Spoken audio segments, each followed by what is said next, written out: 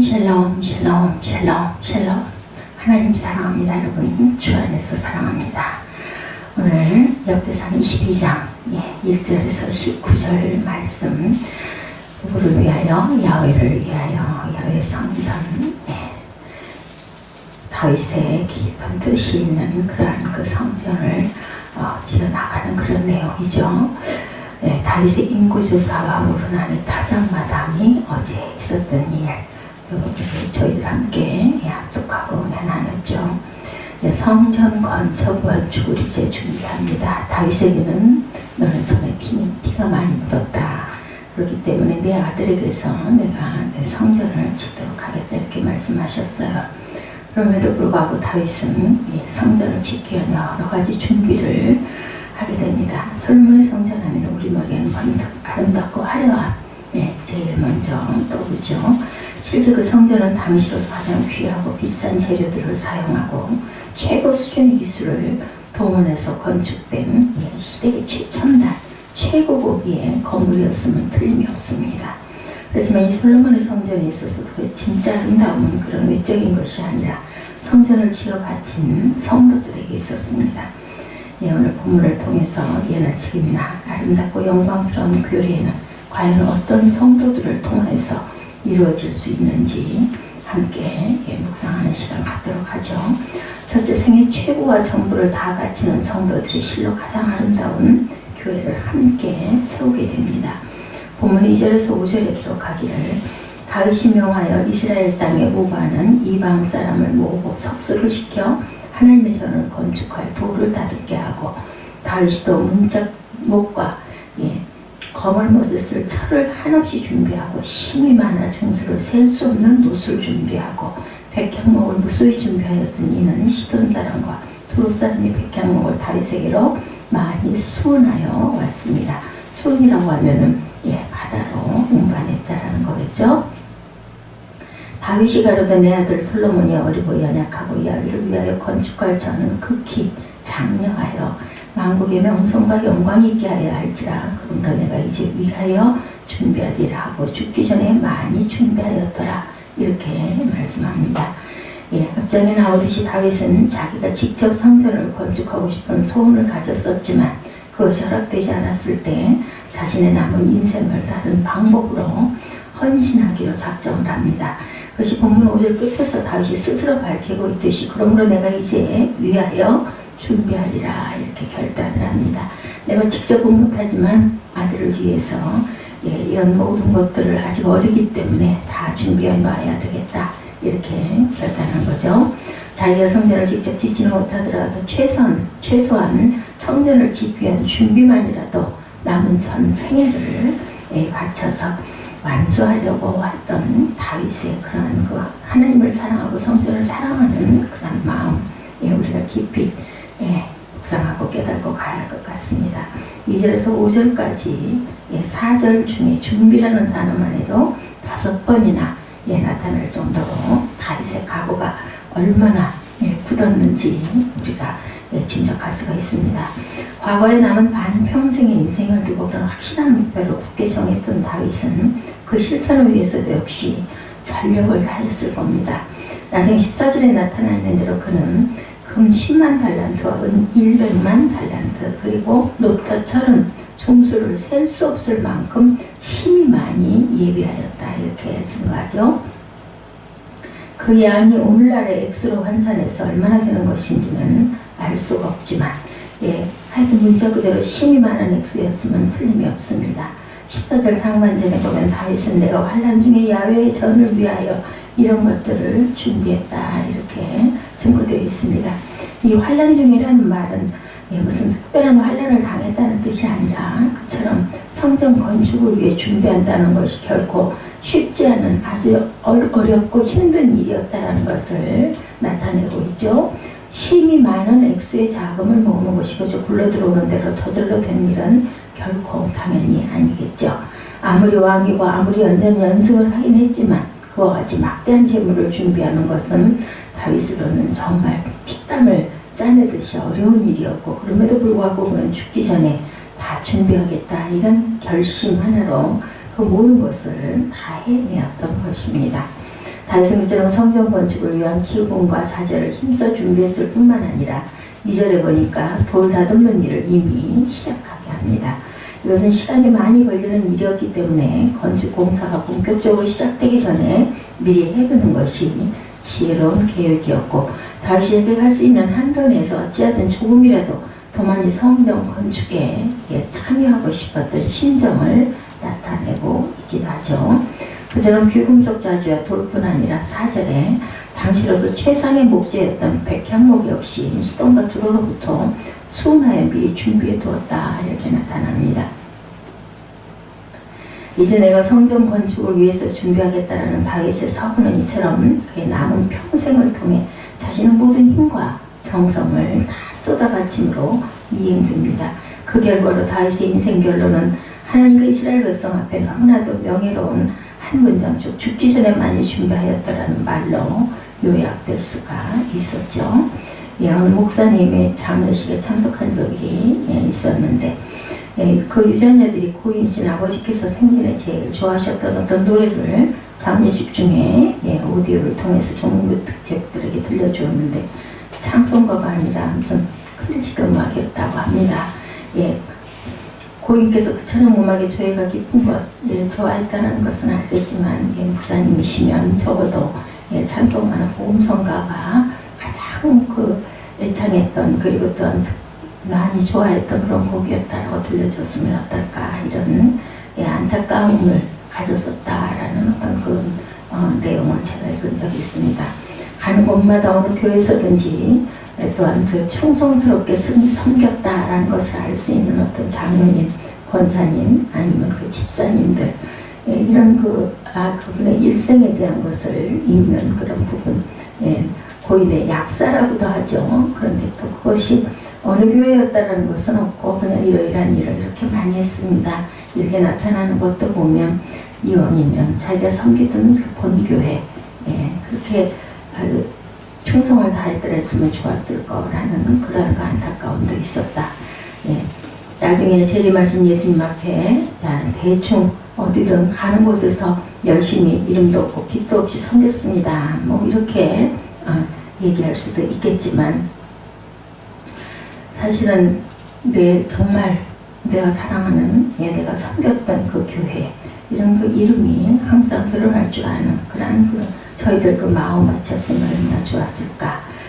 그래서 예수께서 우리에게 그렇게 방문하실 때 내가 피로 산 값을 주고 산 그 교회가 내게는 그렇게 값싸게 어느 곳이나 상관없이 여겨지더냐, 이렇게 말씀하실 때 우리가 대답을 뭐라고 할까?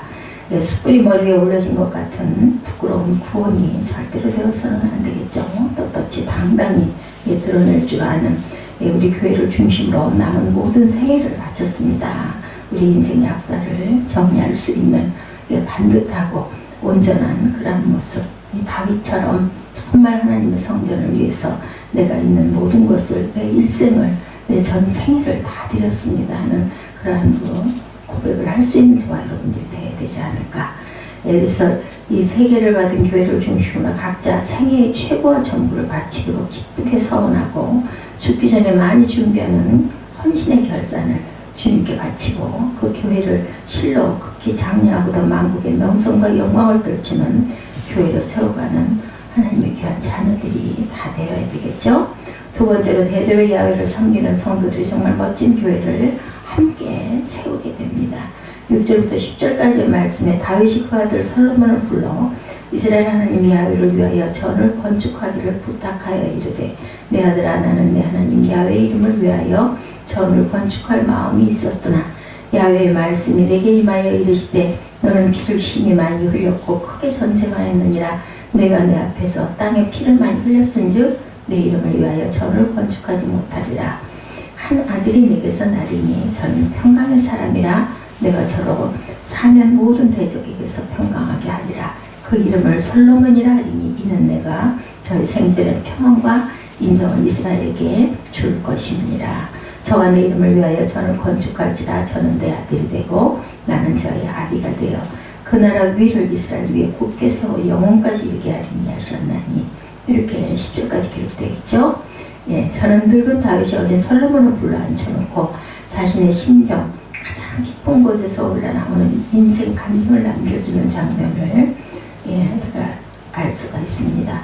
세상 역사상 여러 여러분들이 있었지만 자기 뒤를 이어 주변 후기자를 앞에 두고 이런 뜨거운 말을 남길 수 있었던 왕이나 대통령이 다윗에게 또 누가 있었을까 하는 생각을 해봅니다.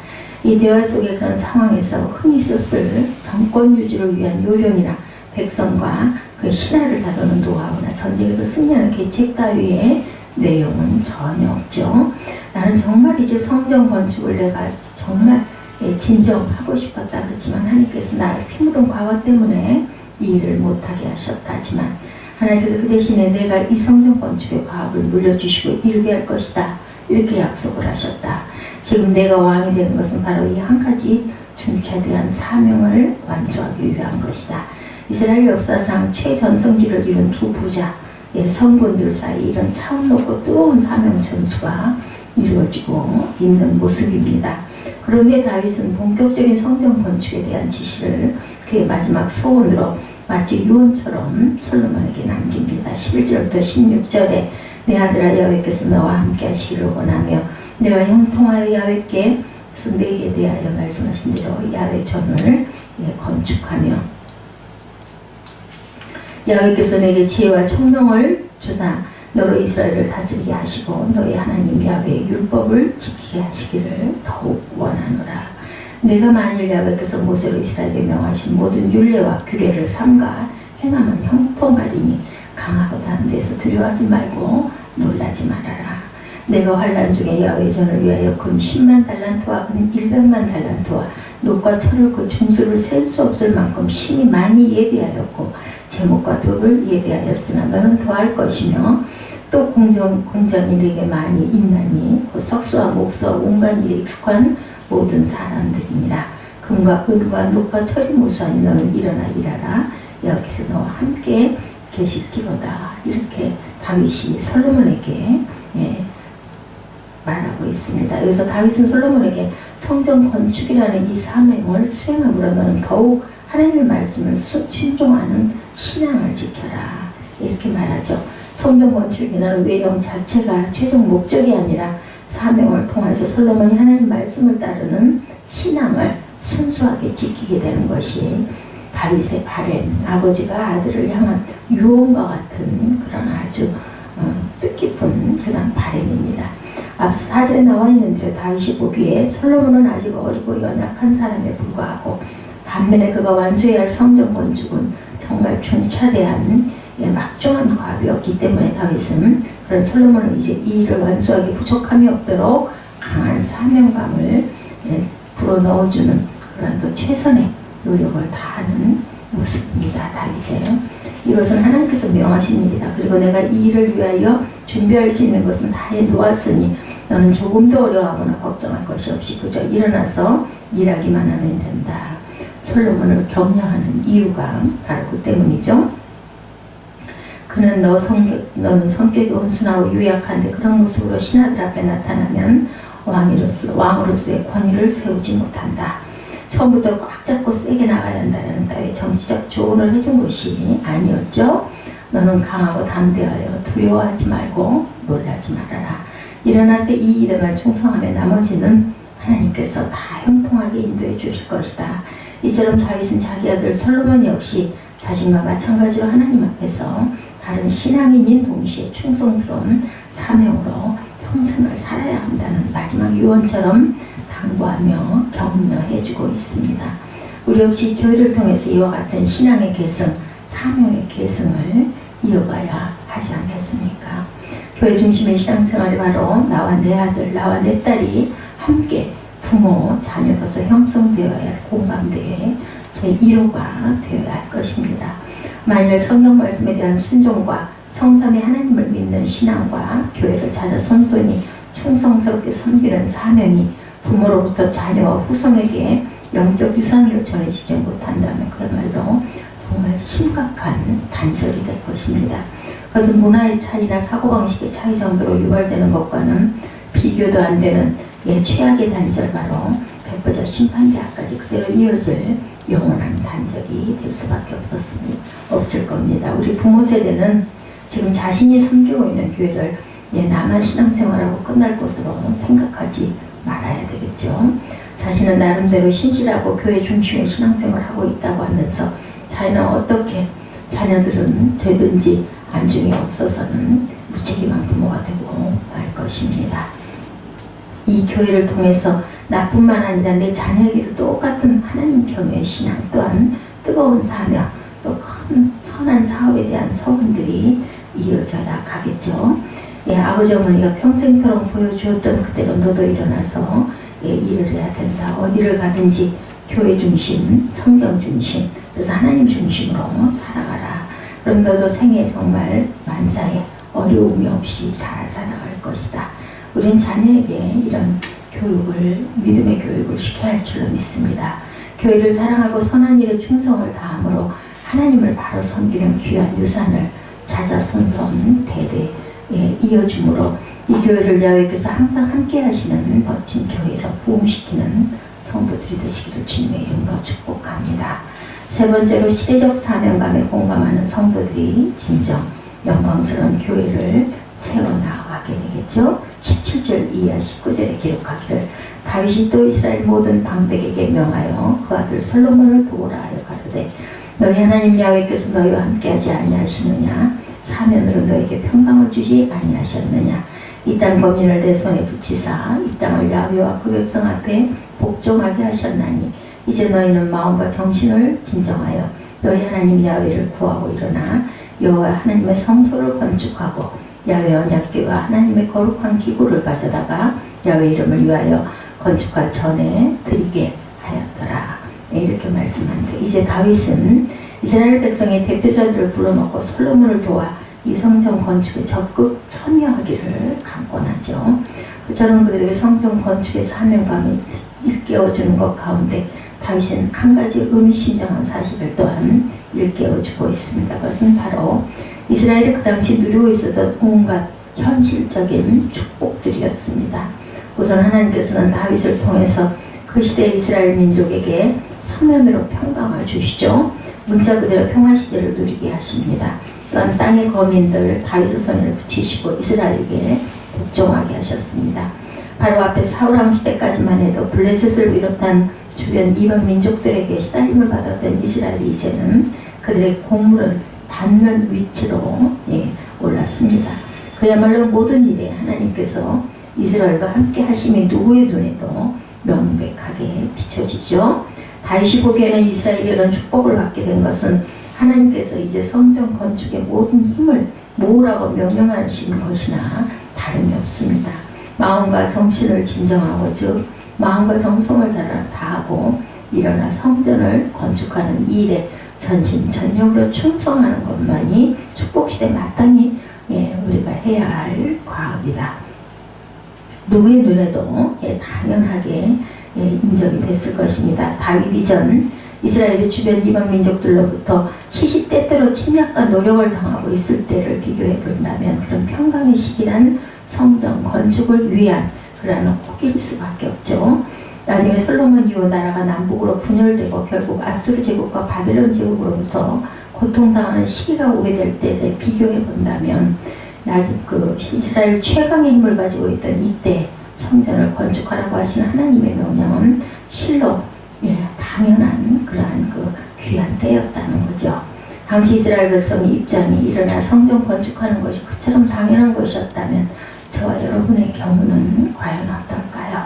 하나님께서 우리에게 조국 전도와 세계 선교 사업에 총력을 다 기울이라고 명하실 때 우리는 그것을 당연한 명령으로 받아들이고는 있는지 우리는 몰라도 아마 저 미개발 지역에 사는 가난한 민족들이 본다면 지금의 대한민국 같은 나라 얼마나 선망이 되겠습니까? 그래서 이제는 그 코리아 드림이라는 그런 꿈을 꾸는 그런 그 나라들도 많이 있다고 합니다. 아메리칸 드림이 아니라 코리아 드림.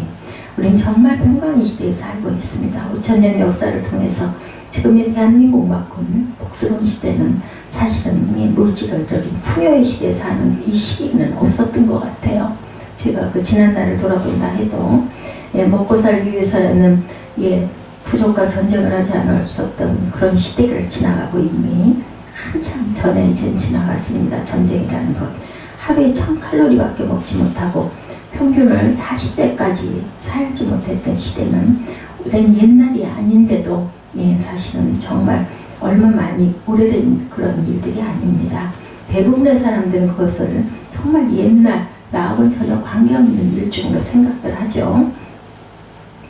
여기서 얼마만큼 조건이 좋아져야 주의를 잘 성수할 수 있을지, 과연 무엇이 얼마나 더 향상되어야 온전한 11조들을 하나님께 기쁨으로 들을 수 있을지, 우리의 생활 여건이 어느 정도까지 만족스럽게 되어야 기도 생활과 봉사를 더 잘할 수 있을지, 저와 여러분들은 아직까지도 그런 핑계나 변명을 해서는 안 되겠죠. 지하교회 성도들, 그죠? 북한에 그걸 보기에 일제치와 6.25 사변 중에 순교하신 선조들이 보기에 이런 것은 정말 사치다라고 생각이 됩니다. 20세기 이전에 살던 모든 그 기독교 신자들 보기에 우리가 이런 평화 시대를 누리고 있으면서 불평하고 그리고 또한 불충에 빠져 있다는 것은 정말 부끄러운 일이죠. 하나님께서 저와 여러분 모두가 이 세상에서 행복하게 살도록 해주시기를 정말 바라는 그러한 그 마음들, 목사님들의 축도가 있습니다. 하나님께서 내게 복 주셔서 내 여생을 평안하게 지내게 해주십시오라는 것이 이 교회 재단에서 저와 여러분들이 드리는 기도의 제목뿐만 아니라 어때요? 환란의 시대가 아니라 평강의 시대에 살고 있는 우리가 어떻게 해야 되겠습니까? 현재의 고난에서 구원해 줄 것을 기도해야 할 시대가 아니라 나의 삶을 바쳐서 열심히 충성하고 그리고 하나님을 모르는 하나님의 마음과 말씀이 들어가지 않는 나라에 하나님의 나라를 증거하고 그걸 못할 바에 우리는 기도라도 열심히 하는 그런 사람들이 되어야 되겠죠. 하나님께서 허락해 주신 평강과 축복을 감사하는 가운데 평화시대를 사는 값을 다하고자 하는 사명의식을 중심으로 더욱 하나가 되는 하나님의 귀한 교회들이 되고 더욱 하나님의 나라를 영광스럽게 세워가는 이 지구상에 있는 모든 성도들 하나님의 나라를 확장해가는 그러한 교회들 또한 특별히 새빛교회 하나님께서 긍휼히 여기시는 이 교회에 있는 하나님의 귀한 자녀들은 열심히 나라를 위해서 민족을 위해서 그리고 하나님의 나라가 증거되지 못한 그러한 나라를 위해서 노력하는 저와 여러분들이 되실 것을 주님의 이름으로 축복합니다.